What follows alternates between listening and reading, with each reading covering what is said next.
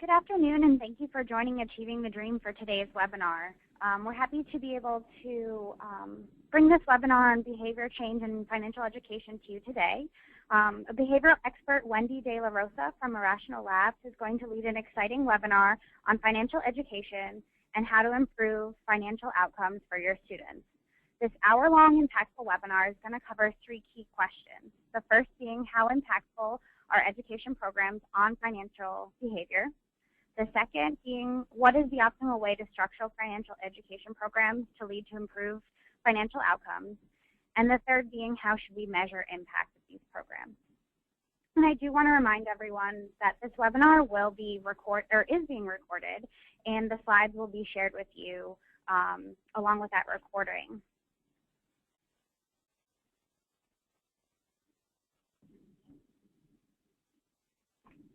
I'm just going to take a couple of minutes to explain how you use GoToWebinar technology.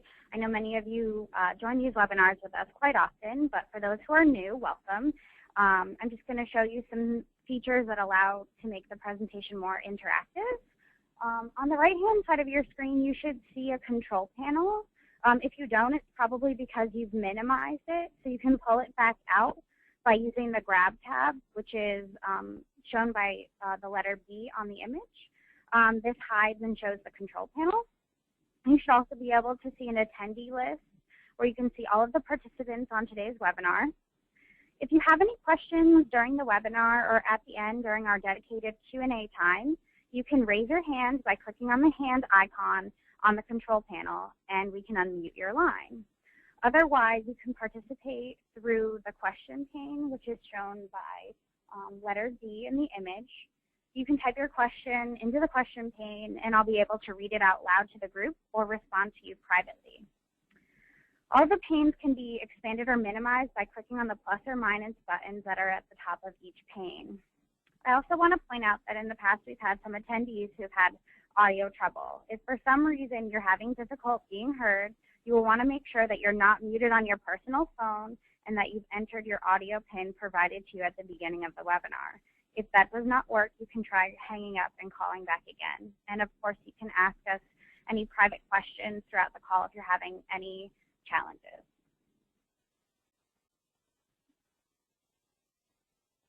So very briefly, I just want to introduce the Achieving the Dream staff on today's webinar. My name is Elissa Schildneck, and I'm an Assistant Director of Programs. Also here with me is Julian Haynes, who is an Associate Director of Programs and Policy.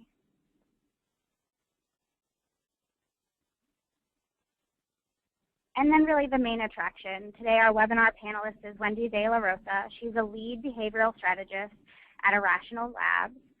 Irrational Labs was founded by behavioral economics Danny Irely. Irrational Labs is a nonprofit organization that applies behavioral economics findings to product, market, and organizational design problems. She focuses on designing user and employee experiences using behavioral economic theories. Wendy is also a research consultant for the Wharton School at the University of Pennsylvania. She collaborates with Dr. Adam Grant on research and application projects related to organizational behavior, employee motivation, and burnout. In her spare time, Wendy leads 2 monthly behavioral economic readings and discussion series in New York City and San Francisco. She is also the writer of a behavioral economics blog, Matterminds. Prior to joining Irrational Labs, Wendy was an associate on the investment team at Centerbridge Partners, a private investment firm that focuses on making private equity and credit investments.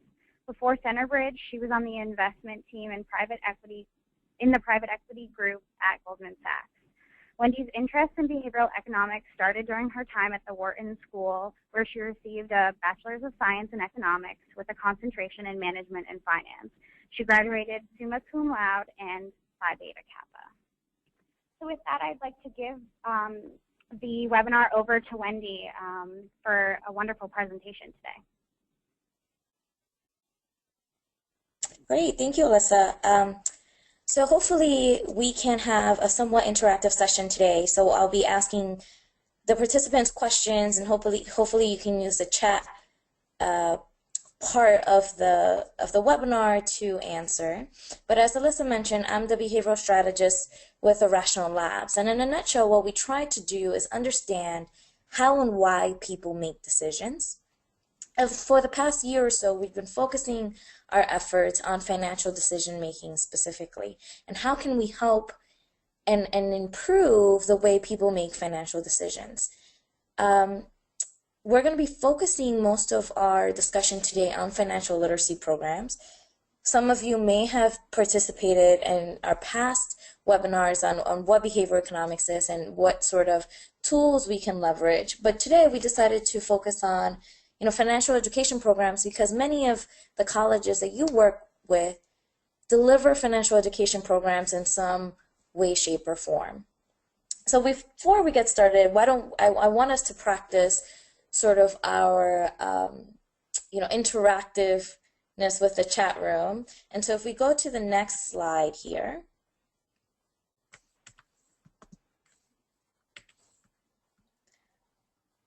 So Alyssa, if we go to the next slide. Yep. You should have the ability to move it. Okay, great. Thank you. So the first question I'll pose out to the group is that in 2009, New York City, in conjunction with a couple of different cities, including Seattle, decided to add calorie labels on fast food restaurants, including McDonald's, Burger King's, etc., with the hope that it would curb, the number of calories that someone would eat, right? So the first question I'll pose out to the group is, on a percentage scale of 0 to 100, how many less calories did, on average, people consume after they saw calorie labels on their Whopper or their double Whopper? Is it 50%, 40%, 60%? Just type it in the chat if you're able.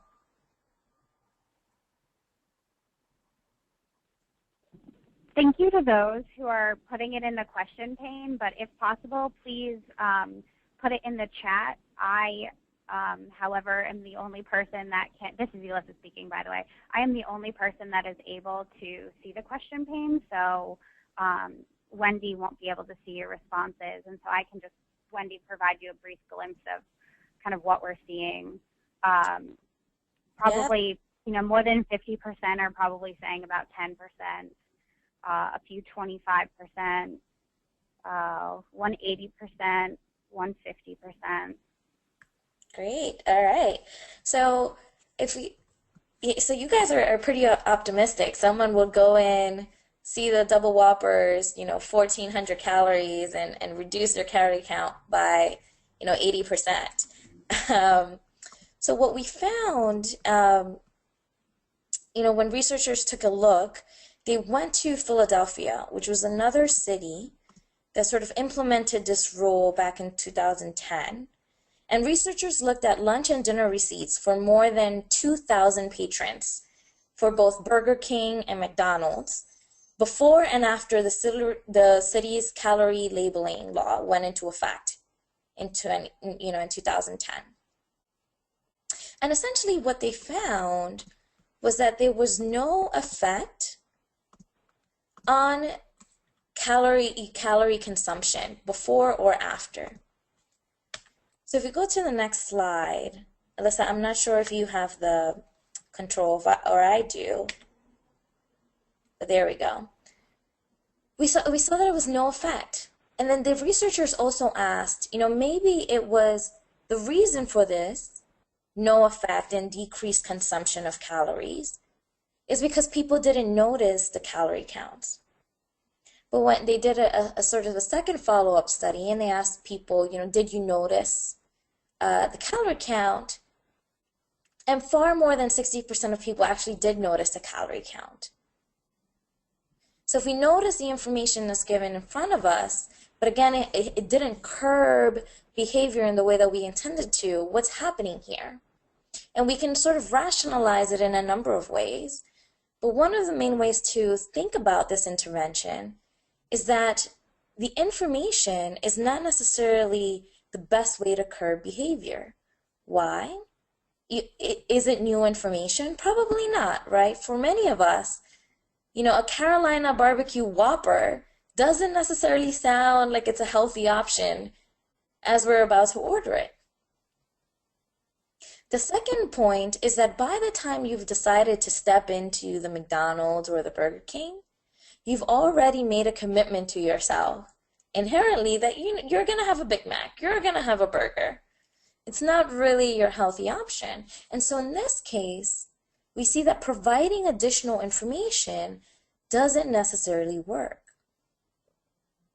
We see this sort of replication of this experiment at a number of firms that provide free food for their employees. So we have the opportunity to work with a number of Fortune 500 companies, and for one of a large tech company that we work with, they sort of replicated this experiment and provided calorie counts across the different meals that they were providing.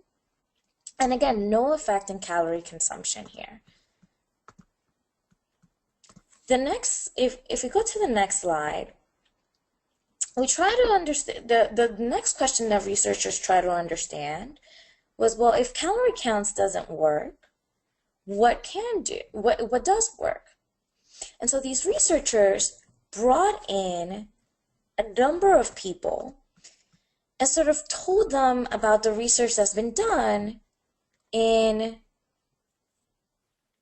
calorie consumption.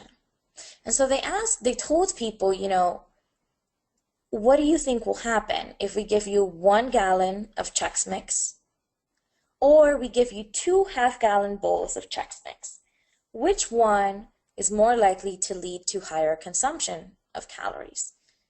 And they went through a 90-minute educational seminar telling them that, research has found when we split up the gallon of Chex Mix, people are more likely to eat less when there's 2 bowls versus 1.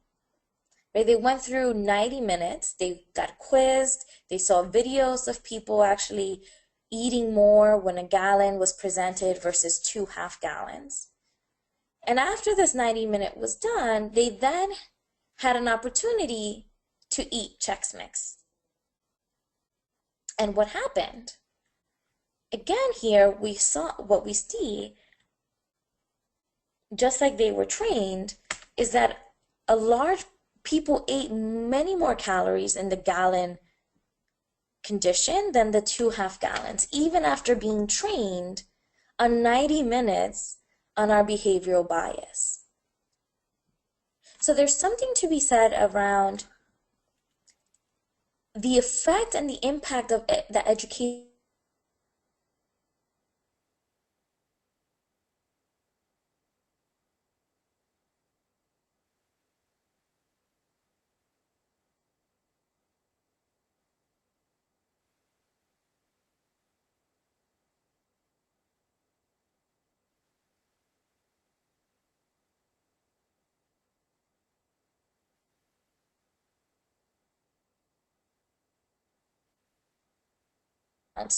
apply to financial outcomes. Wendy, I didn't join this webinar to learn about Burger King or McDonald's or Chex Mix. Well, researchers, including Daniel Fernandez and John Lynch, sort of had the same question. And they evaluated over 200 studies and asked the question, how much of an effect does financial education have on behavior change? Right? There's billions of dollars that's poured into financial education programs every year. What is the impact that we can have on behavior change? And they sort of split up each of these 200 studies into 2 types. One is what we called a measured effect, and the other one is what we called manipulated. And we'll talk about this, but most of the time when we think about measured financial literacy, what they split up these experiments into these 2 buckets to show measured financial literacy are these experiments where we asked people a number of financial literacy questions and then correlated it to their financial outcomes. So an example of this would be, we go to your students, we ask them a number of different financial literacy questions, trying to understand their ability to comprehend compound interest as an example. And then we ask them, do you have a savings account? Do you have a checking account? Do you have debt? How much debt, etc.? And so this is more of a correlational study, because we're not necessarily doing an experiment to say, we're going to do this intervention and see the outcome, right? So if we ask questions about someone's measured financial literacy and then compared it to their financial outcome. And what you see in this chart is that the correlation that he found between financial literacy, so knowledge of financial literacy, and financial behavior across these different measures of saving, planning, ability to manage debt, manage their cash flow, investing, etc., are sort of somewhat low. So if we think about in the academic world, any effect size of 0.1 is considered low, right? And so here we have, if we look at the debt column, for example, we have a correlation about 20%. So that's pretty good in terms of showing some correlation between financial literacy and financial behavior. But again, this is a correlational study. When we look at actual experiments, most of which have randomized trials, the impact is much lower. So this is what we call manipulated financial literacy, where there is an intervention. And from that intervention, we have two groups, rather a control and an experiment, that didn't receive the financial literacy or financial education intervention. And then we see what's the impact of financial behavior. Now it's hard to tell because the scales changed here a bit. But on average, financial education here accounted for less than 5% of financial behavior. Now, what's going on? What's the difference between, measured financial literacy, which I mentioned are these correlational studies, and this manipulated financial literacy, which are true sort of randomized controlled trials? And the problem is that when you measure correlational studies, there could be other factors at play. And we'll talk about what those main factors at play are in a second. They're sort of explaining part of this correlation. But if we look at this chart and just think about, wow, what is the impact of our financial literacy programs? It's pretty low, right? A person's ability to save after going through a financial education program, according to this meta-analysis of over 200 studies, is less than the 3%. Right? Less than 3% of the outcome can be explained by sort of this by financial education. Now, what's really worrisome here is once we do a whole aggregate and compare different groups between low income and high income, the effect decreases. So if you look at the top two bars here under manipulated literacy, again, these are the true randomized control trials. For lower income, the effect of financial literacy and financial behavior decreases by roughly 50%.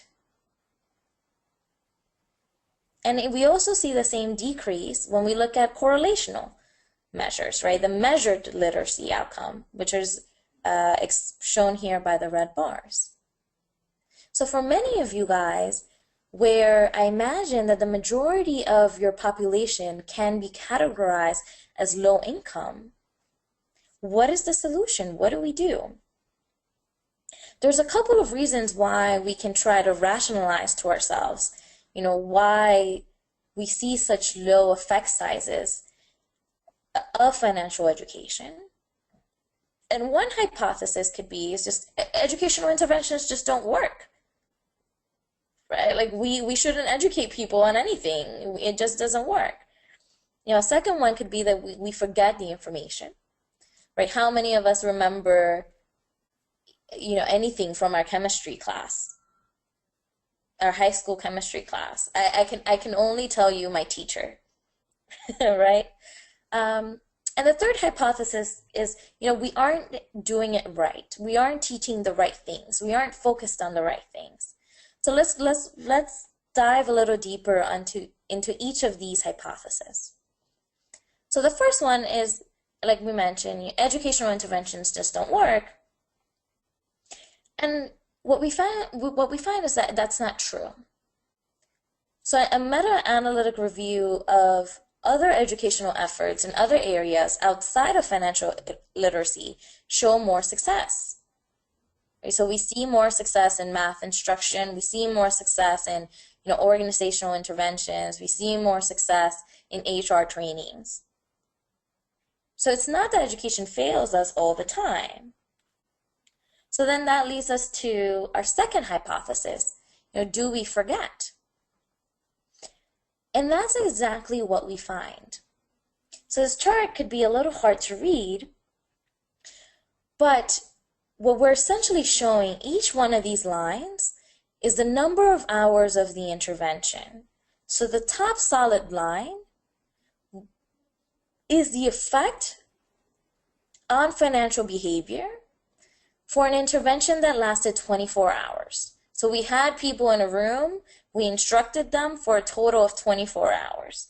The next line, we instructed them for, a total of 18 hours. The next line, 6 hours, etc. And you can see that the effect size over time decreases across the board.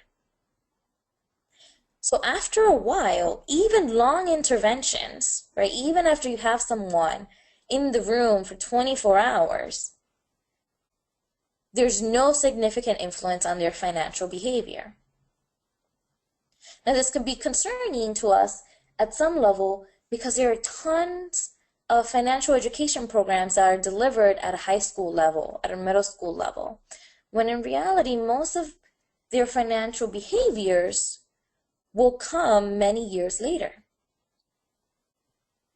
As we see in this graph, someone's ability to retain that information over time is very low. And so the solution here is what we call just-in-time interventions. People can actually retain information in short bursts of time, periods of time. So that if we are asking people to budget, the best time to teach them about budgeting is when they're about to receive a lump check and have to budget for the first time. When we teach someone about opening a checking account, it has to be around the same time that they're getting some money to deposit.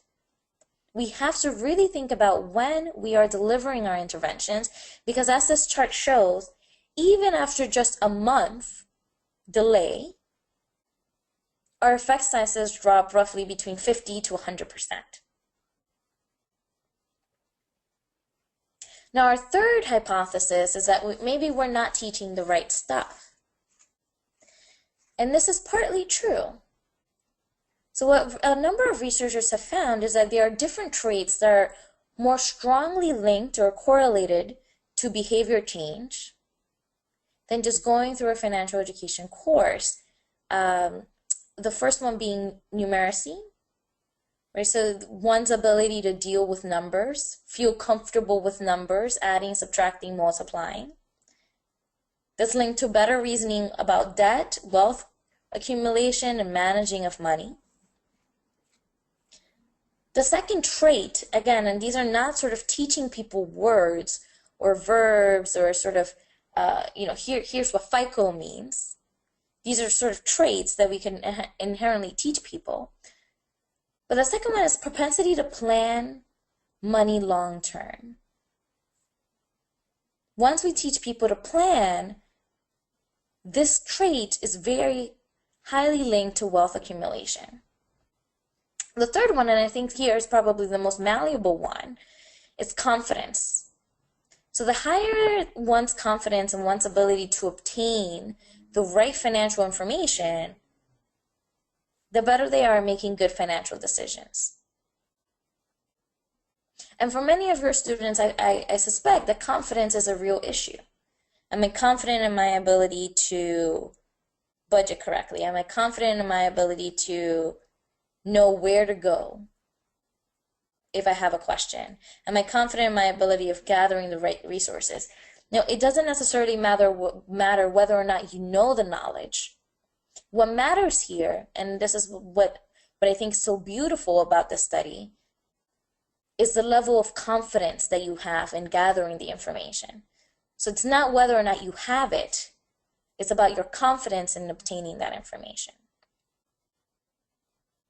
And then the fourth trait is a person's willingness to take risks,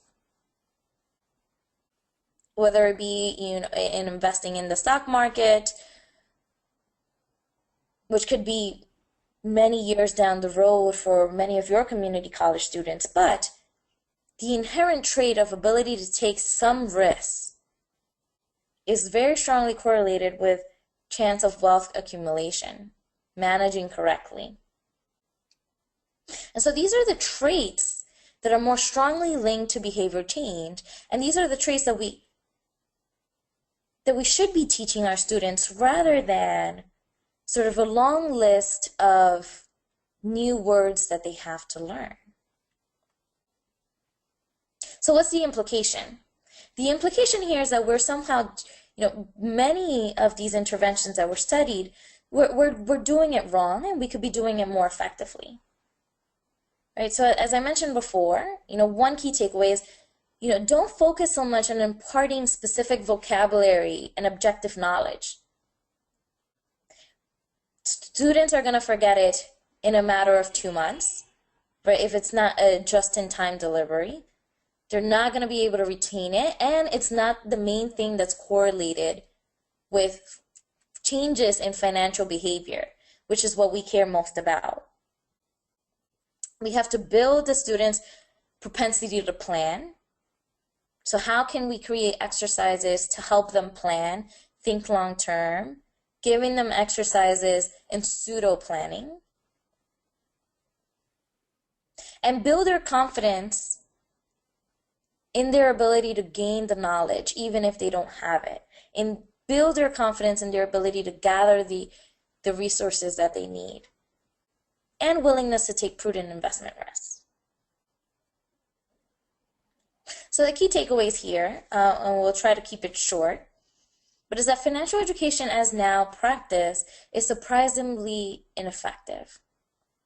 One of the charts that I didn't show here is that once you accumulate all of those financial behaviors that we showed in the initial chart, savings, ability to manage debt, ability to manage cash flow, financial education courses account for 0.1% of changes in financial behavior. Right? It couldn't be closer to 0 even if we tried. Right? But there is an opportunity to focus in what we call just-in-time financial education, and an ability to focus on skills and traits like confidence, planning, risk-taking, rather than on focusing on learning new vocabulary. So what can we do?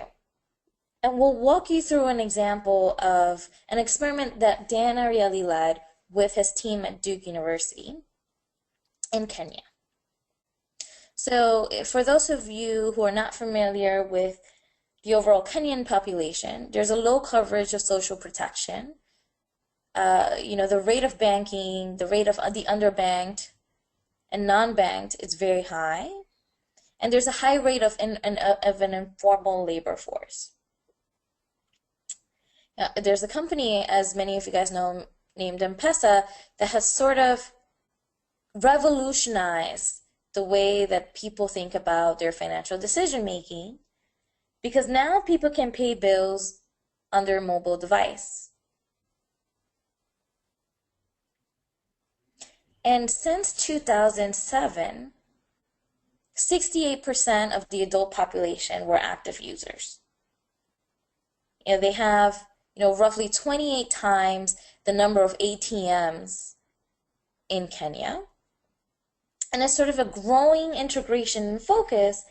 If you ever want to launch any financial tool in Kenya, you have to go through M-Pesa.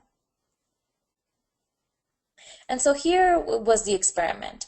The question was, how can we increase the savings balance of people living in large poverty? So Dan partnered with the MBO pension plan. They are affiliated with M-Pesa, and so you can make payments through your mobile phone. And the target group here were informal sector workers with irregular income. So unlike you and I, who get a regular income maybe every 2 weeks, every month, many of these people have an irregular income, making it harder to save. And they were told that their savings, if they were to participate in this program, were locked for at least 3 years. Right? So this is a long-term commitment. If I put money into the savings vehicle, my money is locked for 3 years.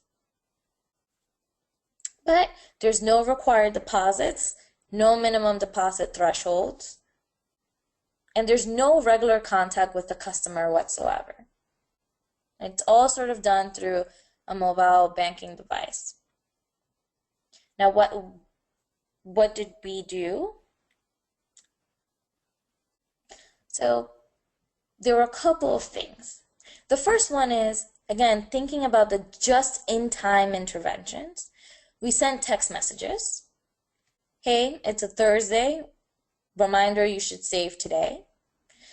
We also sent text messages as if it were from their own child. Hi, Mommy. Hi, Daddy. It's a Thursday. You should save. We also had incentive structure. And by the way, every time I say we, it's Dan and his team at Do. Sort of matching contributions, post and pre. So what do we mean by that? Most matching savings programs tell you if you put in $100, I'll match 10%. Right? That's sort of a post match. A pre-match is I'll put in the money first. I'll put in the 10% first. And if you don't put in $100, I'll take it back. So if it's a 10% match, I'll put in the $10 in your bank account. It's yours. If you don't put $100 at the end of the month, I'll take the 10 back. And there's a theory in behavioral economics of loss aversion, which says, we feel losses more than we feel gains. And so this sort of idea of pre-matching was informed by that. And then the last thing that Dan did was provided a tangible object, a coin, which people could scratch off every time they made a payment, over the next, I believe it was 24 weeks. And so what happened? It's sort of hard to read if you're looking at this chart on a small screen, but on the y-axis we have the average savings balance in terms of shillings for each of the participants in the study. And people saved. People who opted into this program where there was no intervention, they saved roughly 300 shillings. When there was a reminder text, just a simple reminder text, again, a just-in-time intervention, we roughly doubled the average savings balance. They're over 600 shillings. The difference between, matching a 10% match or 20% match, not significant, right? So when we think about providing an incentive, many times the answer that we hear from many teams is we just have to increase the incentive. Well, this shows, you don't necessarily need to do that. And it's not necessarily statistically different from just sending out a reminder text. Then we did the pre-match. Again, this was where we took the money away. Dan took the money away if people didn't save. Slightly higher. Sending reminders from kids, slightly higher. But what worked? And you can see here in the yellow bars that the coin worked the best, right? Roughly 1,500 shillings. So 5 times more than no intervention at all. And there was no sort of necessary incentive needed here. When we look at the coin plus a post-match or plus a pre-match, they actually did lower than just the coin itself. And this is what the coin looked like. It wasn't gold, but every week people could scratch off when they saved. And why did this coin work so much? There's a number of reasons why we can rationalize it, but the main reason we think is because this was the best just-in-time intervention. It was a physical representation. People had it on their person. They viewed it as as part of their valuables. They were told to keep it with their valuables in their home. And every day they got to see their progress every single week. It was a constant reminder. So it served as a reminder, but it worked better than a regular text message because it was a constant reminder. You constantly saw it in your household. There was a point of discussion. It shifted the mind frame and created savings as part of the household discussion. It was in your face. And again, for all of these interventions, there was no form of financial education program linked. Right? No one sort of went through an educational process of what do you need to do, what does an interest rate mean, what is compounding interest, etc. But we still saw a large shift in behavior. Now I want to talk very quickly before we open it up to Q&A about other just-in-time interventions here. So we talked a little bit about just text reminders and how they worked in savings, right? In Dan's experiment, it roughly doubled the average savings balance. But it also works, as Prasad showed in his experiment in 2012, with appointments. So he wanted people to honor their commitment to come in for their doctor's appointments. And in one condition, there was no text message reminder. And in the second condition, there was a text message reminder. So in the no text message condition, roughly 36% of the people showed up for their appointments. It's kind of sad, right? Well, over 60% of people don't show up to their appointments on time in this experiment. But once text messages were implemented, over 76% of people showed up for their appointments. Right, so more than doubled attendance rates for this. Why does this matter for you? Well, let's think about our financial education programs. And if text messages are such a powerful tool, how can we couple our financial education programs with this tool? I'm sure all of you guys know when your community college students are receiving their financial aid checks, if they're eligible for financial aid. Can a useful SMS reminder change their behavior and their propensity to save? These studies suggest that they can. And these studies suggest that they can more so than just financial education alone. Why? Because they're going to be just-in-time interventions. At the time that a behavior is about to be made, we have just nudged behavior in one way or another. The second thing I will urge you guys to do, depending on the goal of your financial education programs, is to have a bank representative present in your financial education programs.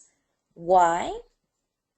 So Bertrand had an experiment where he had people go through a financial education program where they learned about the importance of opening up a savings account. In one condition, people could go to their bank at their leisure. And in the second condition, they could go to the bank at their leisure, or they can talk to the bank representative at the end of the session who was in the room. Now, in practice, it's not surprising that more people opened up a savings account when there was a bank representative present on site. However, what was more surprising about the study is that months after, they found that the presence of a bank representative at the workshop was also associated with a higher likelihood of still having that bank account open, of still using many of the services offered by the bank, such as an electronic fund transfer, direct deposits, and higher savings balances. So this was a very simple intervention here where you deliver the financial education, you deliver the importance of why one should open up a savings account and have a savings account. But the real intervention, the real behavior change came from having a bank representative on site. Why? You're now reducing the friction of having someone open up a savings account. Once you leave it to a person's own devices, our life gets in the way. We're too busy. It's really tough to schedule in when we're going to go to see our bank representative. They're only open until 5 o'clock. There's a lot of friction. And what Bertrand showed is that not only does it help in terms of opening a savings account, but it has long-term behavior change implications at the end. The second thing, and the last thing I'll talk about here in terms of other just-in-time interventions that we've seen, is that having a physical intervention like a bank representative works. So Hansen in 2011 went to a Nordic country and asked, how can I reduce littering? We can have an appeal to get people to be more environmentally conscious. We can educate them on the importance of being environmentally conscious. We can increase fines, right? So have sort of a monetary component and punishment for littering. But what he found is that once you add these little green steps on the streets leading to a garbage can, littering reduced by over 46%.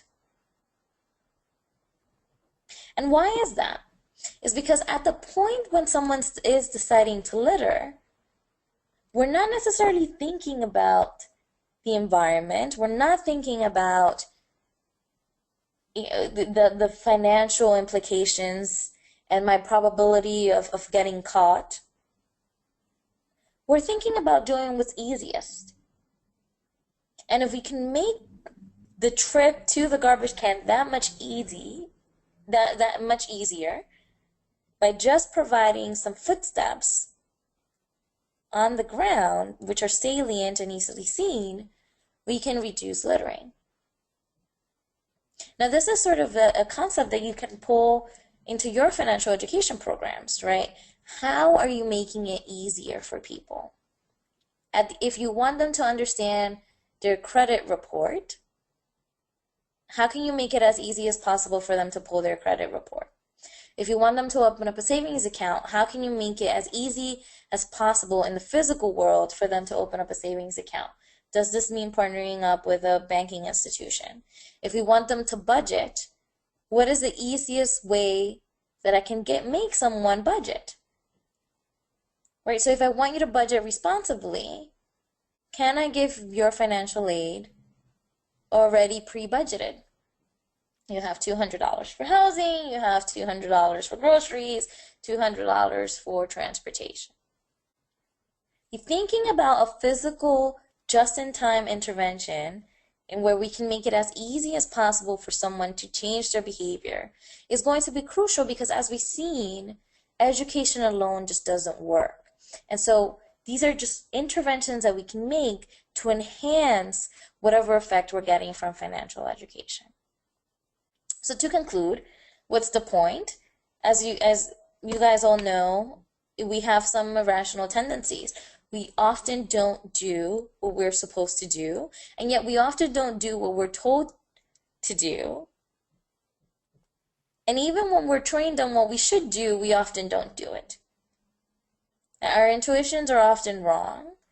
So it would be a very logical step to think that financial education has a large impact on financial behavior. As we asked in our first example with the calorie counts, our intuitions sometimes fail us, and this is why the environment matters way more than we think. Details for that behavior matter, and figuring out that what are the benefits and what are the barriers to a good behavior can lead to a better intervention. Right? And so as we conclude here, I don't want you guys to walk away feeling that financial education is doomed. In fact, that's not the takeaway. The takeaway here is financial education needs to be revamped into financial interventions. If we're going to teach people about the importance of saving, we have to make it easier for them to save as we're delivering the information.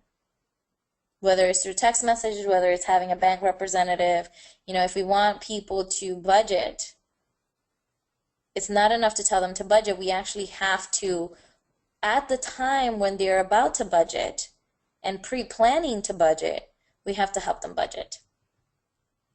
Okay.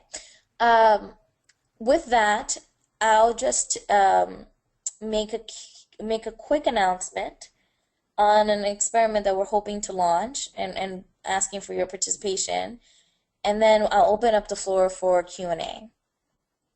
One of the things that we're doing in partnership with Achieving the Dream is trying to figure out what financial interventions we can make to help change behavior.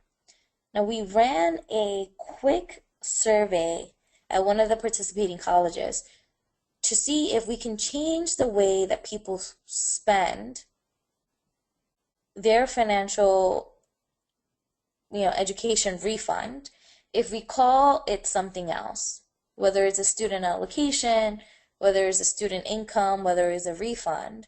Can we, just by changing the name, can we change the way in which people allocate their financial education? Now, preliminary results show that we can, but our sample size is low.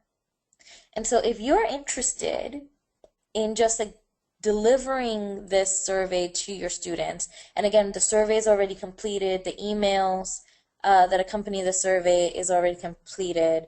We just sort of need to increase the participant pool, and the survey is just 5 minutes long. Let us know. Type in the chat or the question in the question box, so that Alyssa knows if you're interested, because we really are getting some interesting results, but we need a larger sample size. And so if this is interesting to you, if the barrier here we think is low, because all we have to do is send an email and have students respond, let us know, and we'd love to have you as a partner here. Now with that quick announcement out of the way, I'll open up the floor to Q&A. And interested to hear what you guys are grappling with, thinking about, and how you're thinking about deploying your financial education programs. Great, Wendy. Thank you so much. So we've had a couple of questions that were submitted, so I'll just go ahead and read the first one. Can you define what you mean by measured financial literacy? Great. So measured financial, maybe I'll go back to the slide. So there's a difference between measured financial literacy and manipulated financial literacy. So with measured financial literacy, what we're seeing is just a correlation. So I'll ask a participant questions to measure their financial literacy. If we go back just one more. So these are questions similar to, do you understand compound interest?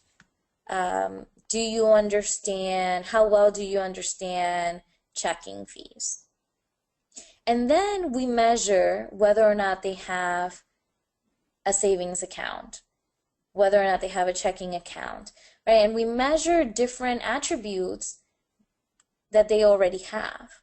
Now, the difference here from manipulated financial literacy is that there isn't an experiment, right? So it could be that people who measure high on financial literacy because of our financial education program are doing better on a financial behavior sense because of something else, right? Because they have higher confidence in their ability to gather information, because they have a higher willingness to take risks.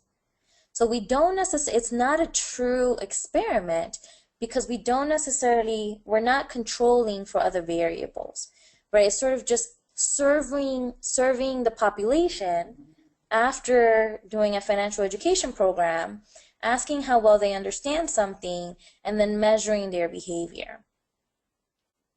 Now, manipulated financial literacy is a little bit closer to what we think about in standard experimentation.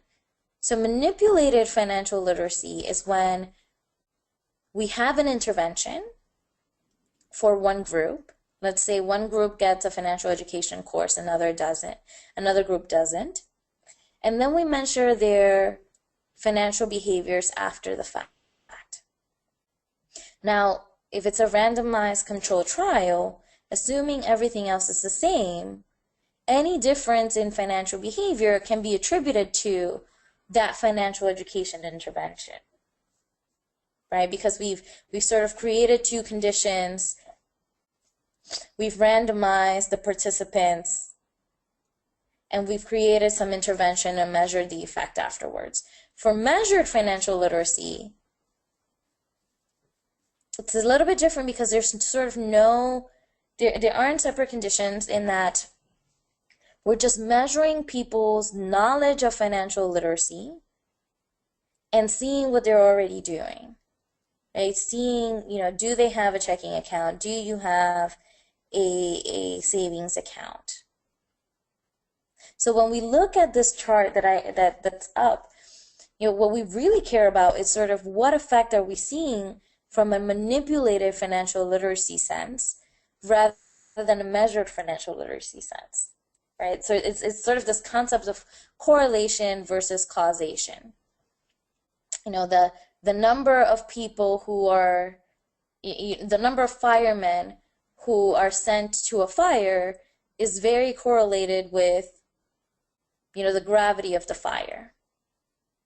One can assume from that, firemen actually cause worse fires. Well, no, there's something else causing that, right? So correlation doesn't always equate to causation, and sort of that's what we're seeing here.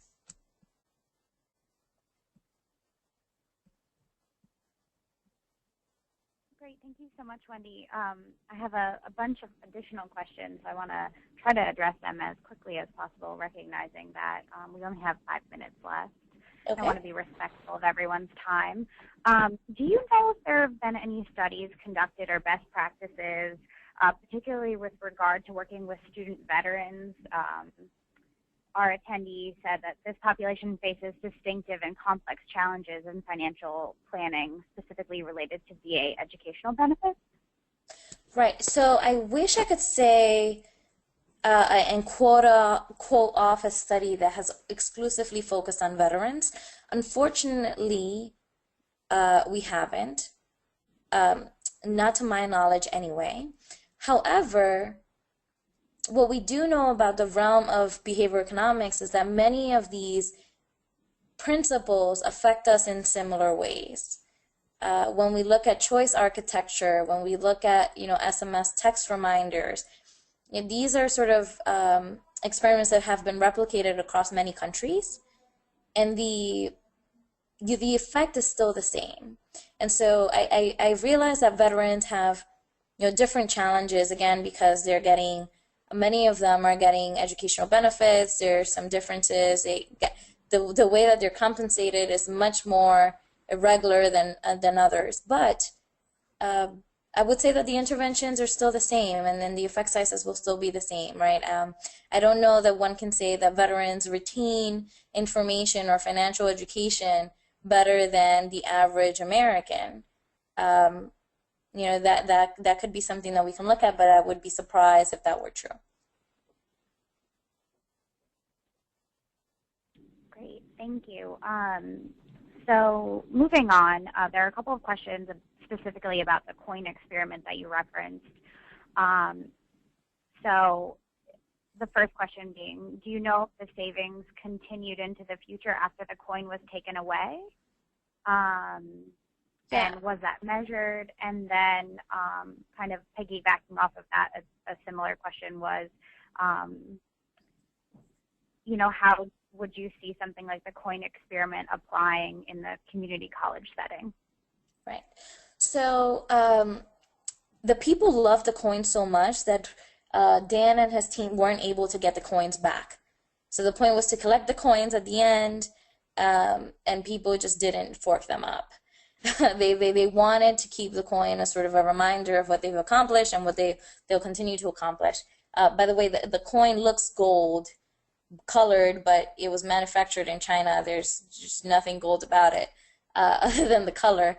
But what they did find is that people continued to save longer. So these savings balances were over the course of 6 months. And Marva and Dan, who are sort of the lead researchers on this, have continued to follow the savings balances. And the coin still has a higher rate of savings, right? With time, savings does decrease, but it has held up more with the coin. And the way that you can think about this on a community college study is, how can we make, we don't have to replicate the coin, but what is our equivalent of a physical representation that is a constant reminder to save, right? Do we give out our financial aid in the form of a card? Do we ask people to, in the form of a card that says clearly educational expenses only, right? Or housing expenses only? In financial education programs, do we have people sign commitment cards so that they're committed to performing some action towards the end? It's all about the coin. It's just sort of a metaphor for physical representation of a constant reminder that people can have on their person or in their homes, right? That can work better than just regular text messages.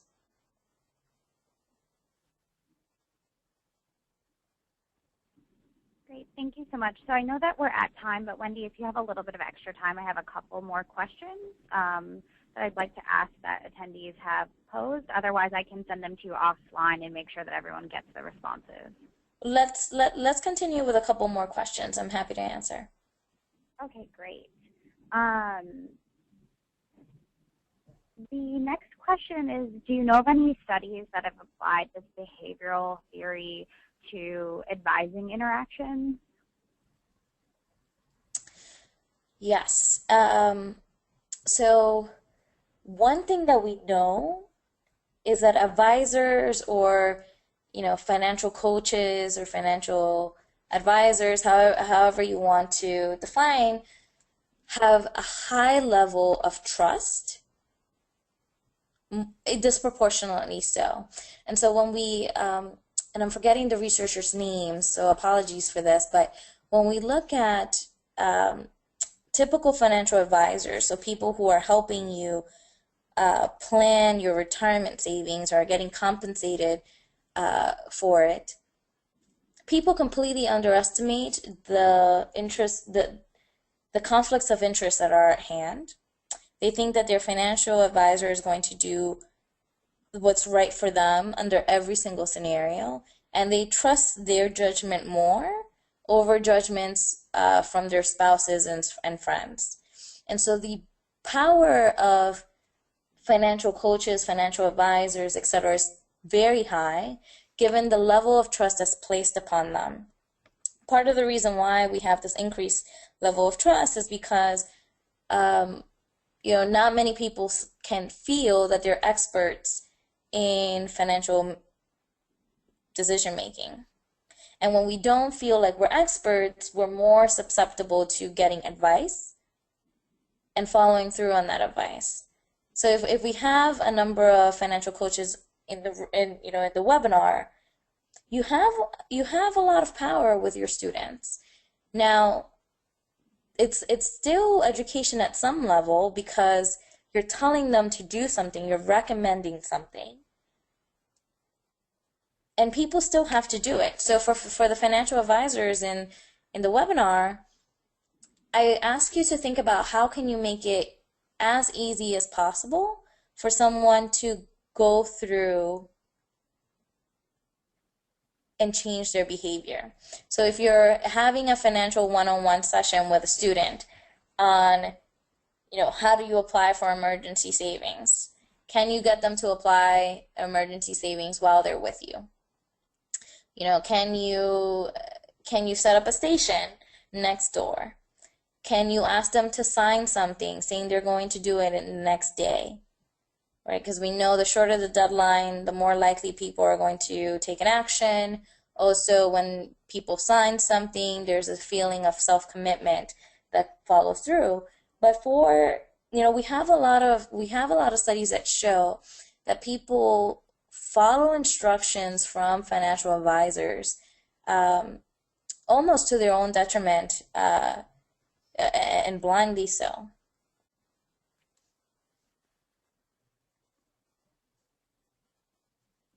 Great, thank you so much. So we have just one final question to ask you. Going back to the measured and manipulated study, do you know if the students were asked the questions immediately following the financial lesson?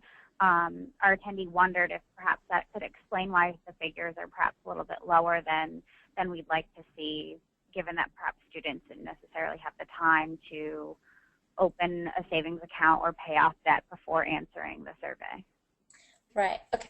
So one thing I want to mention is that the study that we've highlighted here is it's a meta-analysis, meaning that they've reviewed over 200 studies that try to show the impact of financial education on financial behavior.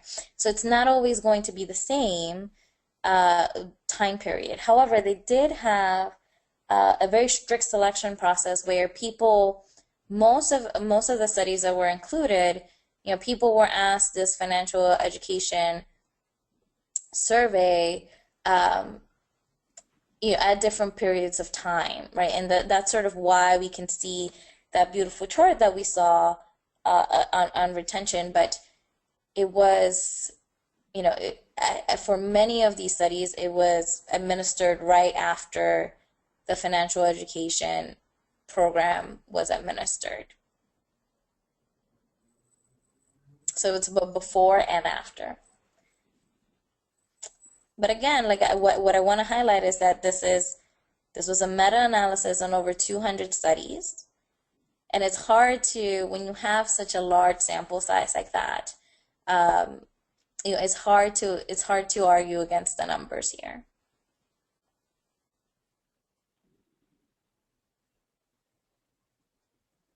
Great. So if we have time, I just have one last question that was just submitted.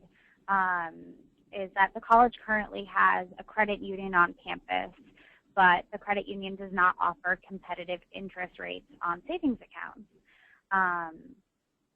And so the attendee would like to have a banker present at the workshop, but is concerned that it would feel like a poor choice to promote that financial institution. Do you have any thoughts you can share on, how he can proceed? Of course, choosing the bank representative that you want present is crucial, right? Banking fees disproportionately hurt the poor across the board, and many banks are sort of predatory in that way. If the bank representative that you have on site is not the optimal one. Let's think creatively about what other choices can you make, right? Can you have laptops set up at the back of the room so that people can automatically sign up for an Ally account, right? Ally is an online bank. They offer competitive interest rates on their savings. There's no minimum balance, very little fees, etc.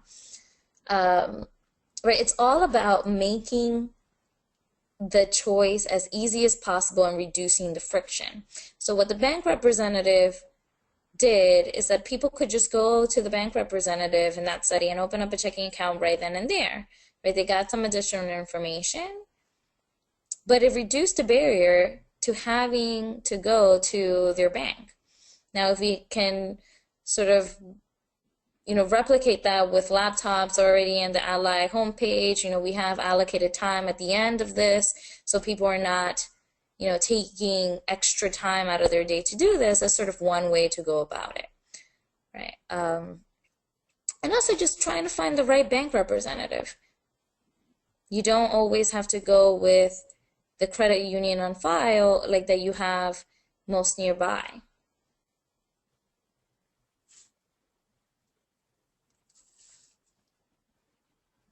Great, thank you so much. So that is the last of the questions that I have. So I want to thank everyone for staying late, especially Wendy for giving a great presentation today. I've already received feedback that this has been the best webinar to date, so kudos to Wendy for sharing some great information today. And I just want to remind everyone that I will follow up with the recording and the slides. And Wendy, I've had a request to get links to these studies you referenced, and I was just wondering, is that something you think you would be able to provide me so I can share it with all the colleges? I can provide the links. More than happy to. Okay, great. Thank you so much. So again, thank you for everyone for participating, and a big thank you to Wendy for joining us today. And with that, I will just close the webinar and encourage you to email me if you have any questions. Great. Well, thank you, everyone.